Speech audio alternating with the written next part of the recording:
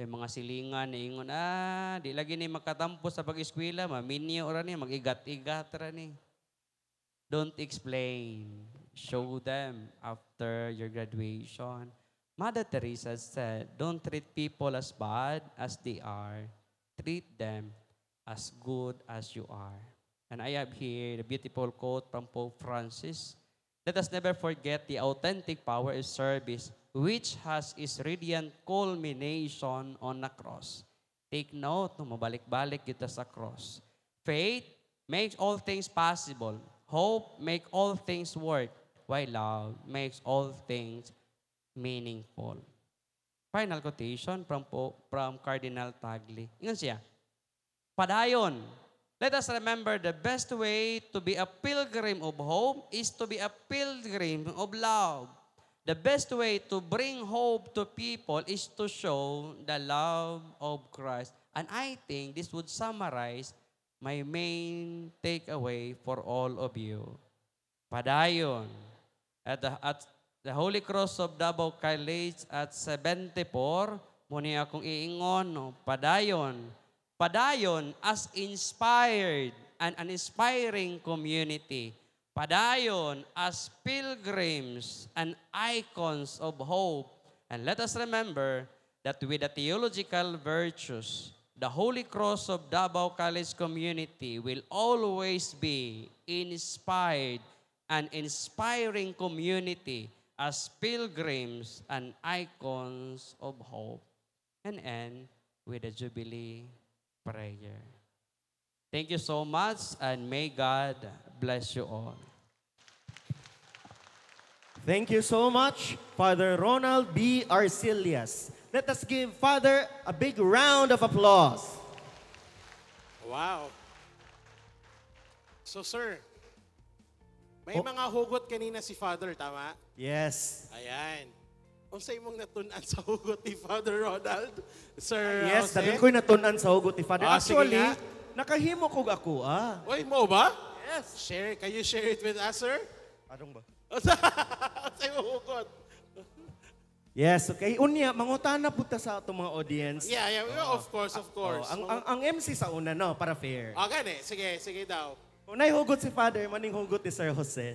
Sige daw. Bakit pa ba magmamahal sa kanya na alam ko naman na may mahal na siyang iba? Ayan. Anyway, sige. Ayan. So this time, we will ask 6 volunteers, forced volunteers. Alright. Yes. So, okay. Okay. So, let's ask some volunteers, sir. Tama? Yes. Sige. Okay, so si Brad Poloy will occupy. Ako dire. Hi! Salamat, Father. Asas, Father? Nuli, as Father? Asas, Father? Ay, mangutana na. Okay. Okay. Yes. So according to ano, Kani, we will... nara, kani. Dong. Papilyon ka, oy. Papilyon naman ka. Milo or kape or gatas? Milo, kape or gatas? Sus, pili. Ay, kadugay makapili, Father. Minus ni Father. Kape. Kape, tindog. Mga pe. Tama gyud kay mga pe. Kay kape man yung gipili. Sige gyud ka pangapi gyud karon. Kay ang kape, unsa ito kape gani insultan ni Father gani? Ha? Unsa ito insulti ni Father kat about sa kape? Sakpan, wa na minaw. Kasama ang Panginoon. Unsa ito? Kasama ang Panginoon every day. Okay, ikaw, kabalo na ka. Kape means Kasama ang Panginoon every day. sige. Sige daw, one sentence. Kasama ang Panginoon everyday sa imong kinabuhi. Tinood na, dili. Tinuod. Karon, kasama ang Ginoon nimo karon? Oh. Anong wala makanaminaw? Okay, sige. Yes, so Brad Paul, bago data magpadayon sa tuang pagpangutana sa audience, Okay, ato sang tagaag pagtagad, we will first acknowledge our speaker for this morning. May I call Father Ronald to please come on stage for the Okay, giving sige. of certificates.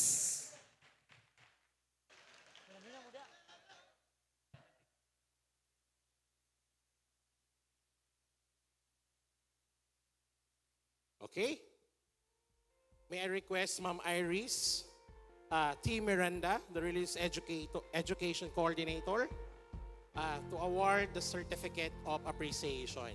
Citation reads, Holy Cross of Davao College, Campus Ministry Office. Certificate of Appreciation is given to Reverend Father Ronald B. Arcelius DCD in sincere appreciation and gratitude for his generous sharing of time, wisdom, and spiritual insight as a resource speaker for the Youth Convergence with the theme HEDC at 74, Inspired and Inspiring Community as Pilgrims and Icons of Hope, giving this 30th day of September in the year of our Lord 2025 at Holy Cross of Davao College Gymnasium. Signed, Armando C. Dura, Center for Integral Evangelization Head. Religious Iris T. Miranda, Religious Education Coordinator. And the School Chaplain, Reverend Father Cirelo O. Bermudez, DCD. Palakpakan po natin.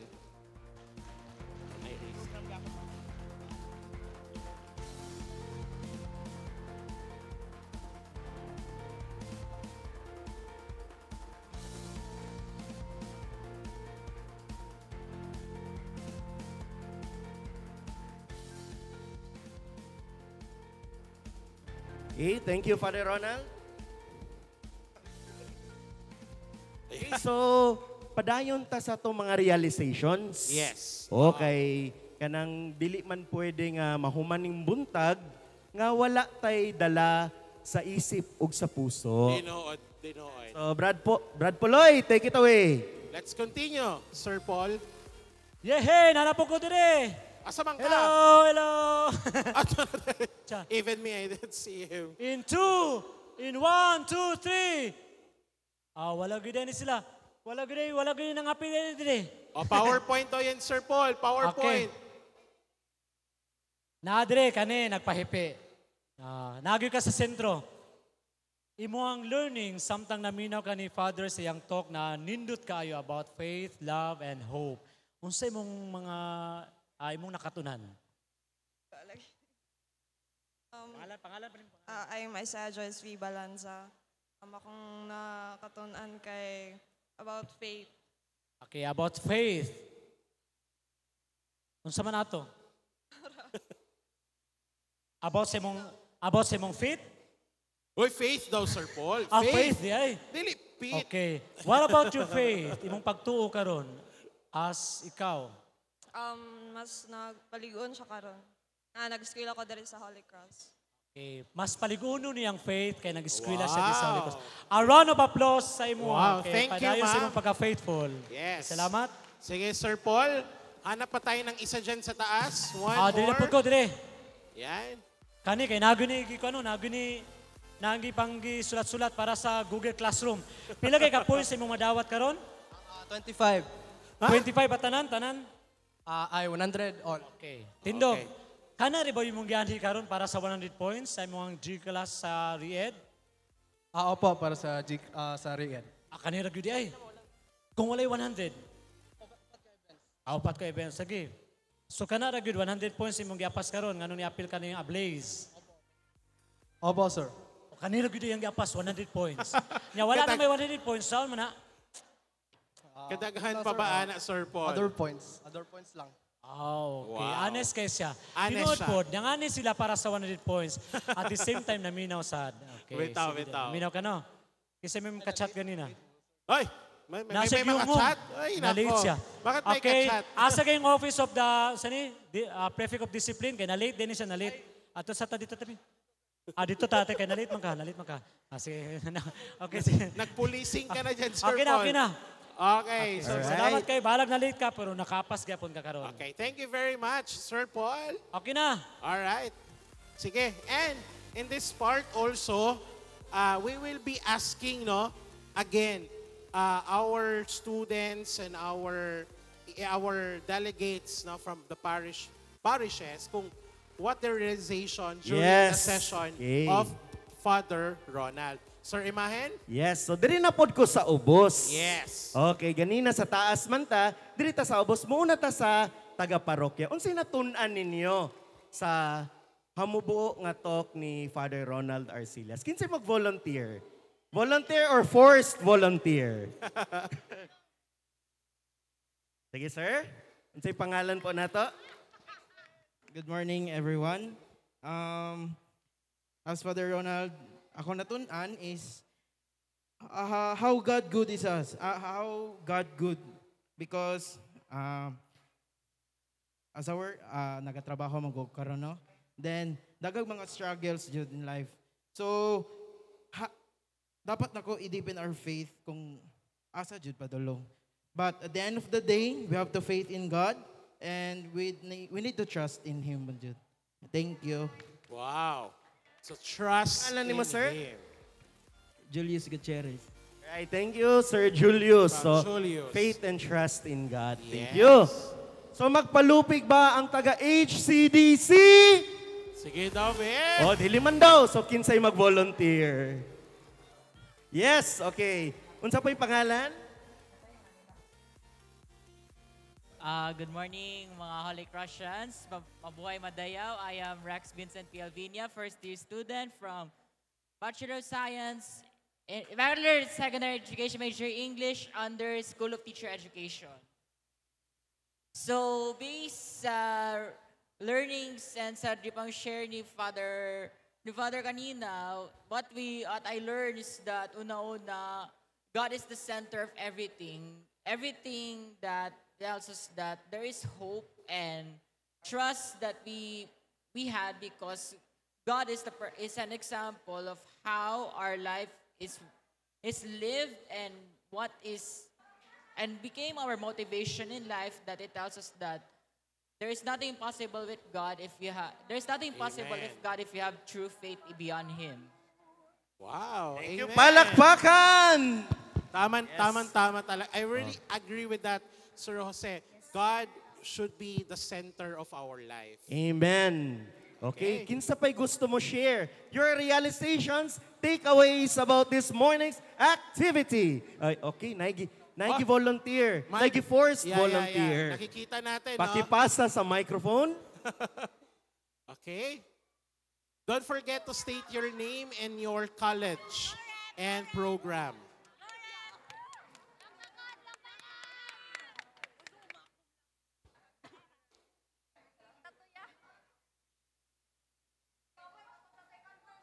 State your name and program, ma'am. Mag-introduce ba?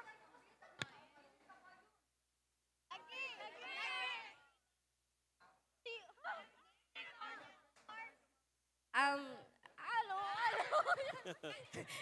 My name is Nea Bobiles from BS Psychology. My realization galing kay Father is kanang Taman!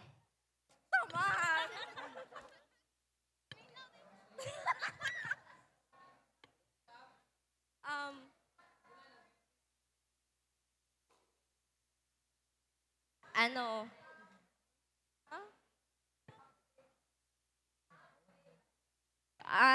Kanang ang nitatak jud sa ako akay ay sa naulaw pa ko.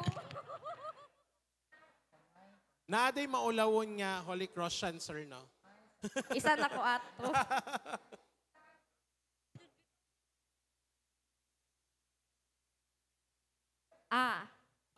Is kanang ang source sa happiness ni Father is through prayer, and maka-relate sad ko anak kay of course prayer is one of the most important thing na atong buhaton as a person kay mao naman na ato ang private relationship with God. That's all. Thank you. All right, thank you. Prayer is the key to happiness because it is our way of communicating with God. Okay, two more. Ayan. Napadire. Ayan. So what are, by the way, Sir Pao, Yes po. wala man ta sa classroom, pwede siguro they could express their ideas in any language. Basta masabtan lang, no? Yes, Ayan, of para di po course. ma-pressure. Correct po. Yes. Sige po. Sige, unsa pong pangalan? Ubeya po. State your name and your program. So, blessed morning, everyone. Blessed morning. My name is Bea Luciana from SBME under BSBA program po. So, ang natunan ako is ganina po is about atong quote nga gikuan sa titawagan na po nga. Screen. Nga tong about sa if ang Ginoo is wala niya hatag ang imong ang imong ginaampo po is ginalayo kaniya sa makadestroy sa imuha po and na siya mas better plan sa imuha po. Thank you. Wow. Palakpakan! So kinsa sa inyo diri ang wala gihatag sa Ginoo ang ilang pagampo? Tas ang kamot. Yes, don't be discouraged because either you are protected from harm or napay mas maayo pa para sa inyo ha. One more from this side. One more, Sir Jose. One more. Sige Kinsa daw. kaya diri? Who will be the lucky person? Yes. Kinsa kaya? Ay, naay Okay, anyone? Sige, anyway, what have you learned? Ayan, meron dito. Sige, our last sharer for the morning. Hi everyone. So my name is Johnny Wilby Monteo from the program of Bachelor of Science in Social Work. So I learned one thing that Sir discusses, no? So I learned put God first in our life. So we all know there's a lot of problem that comes to us and that problems is cannot be avoided. So when God is our life, that problems is God strengthen us to fight that problems, no? No, we don't think na, we can imagine na sa una kay, kuan ba ta, I'm elementary students, senior high students, but now we imagine college na ta. Because God part of our life, our journey is with God. That's all and thank you. Wow. Thank you. Indeed, God is always base na- part Yes. of our life's journey. Amen. Ayan. So basi napay dili katulog karong gabi na ang to dili nila masulti kung sa ilang natun ay kanina dere. Meron pa? Ayun na, sir. Ayun no. Kanina Ayun, sir. Oh, ayun no. Ayun no. kanina pa daw nga nagkisi-kisi. Really? Gusto gid siya Yes, kanina oo. pa? So Wow. pagbigyan nato. Bigyan po Sige natin. po. Bigyan natin ng microphone. Ayan. Ay, sila na lang duha. Yes, silang dalawa. Okay. Okay, Sige. silang dalawa. Sige, Jack and Poy mo kinsang una. Okay.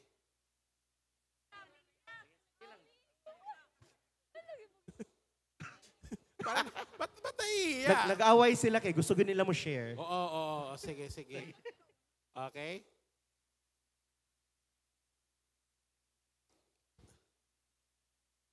Okay. Sige, tayo po, ma'am. State your name and your program. Hello. Ayan.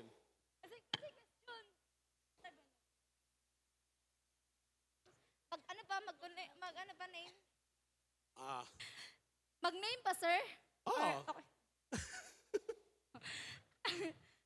Hello, everyone. My name is Amelia Capitan from BSHM. So, ako natunan ka ganina is treat them as good as you are. Dili na to sila i-treat tungod sa ila bad side.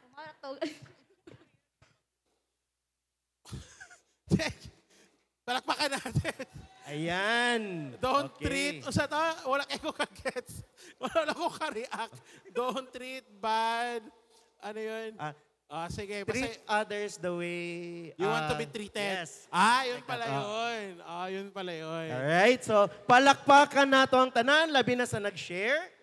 Yan. Yan. And you know, Sir Jose, I just want also to get, I got realization from a student doon sa likod na sabi niya na prayers is very important because that is your private relationship with the Lord. Yes. Dito ka nga, sir, ang layo mo.